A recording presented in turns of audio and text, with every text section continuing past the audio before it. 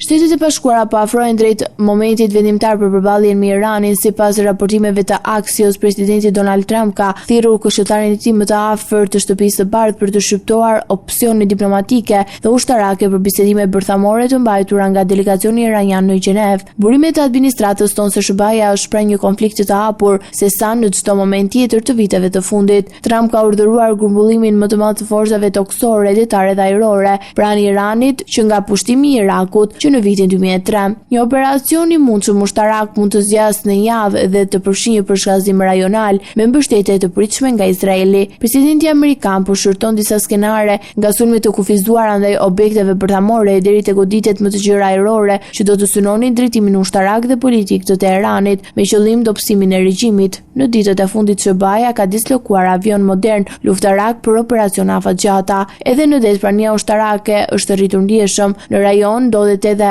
aeroplan mbajtësja USS Abraham Lincoln së bashku me disa destroyer, ndërsa në rrugë drejt lindjes së mesme është edhe USS Gerald R. Ford, aeroplan mbajtësja më e madhe në botë. Paralelisht, aleatët më marrin masa sigurie. Kryeministri polak Donald Tusk u bëri thirrje qytetarëve të tij të largohen menjëherë nga Irani, duke paralajmëruar se situata mund të përkeqësohet brenda pak orësh. Zhvillimet tregojnë se diplomacia dhe presioni ushtarak po ecin paralelisht, ndërsa vendimi final i Washingtonit mund të përcaktojë fatin e stabilitetit në të gjithë lindjen e mesme.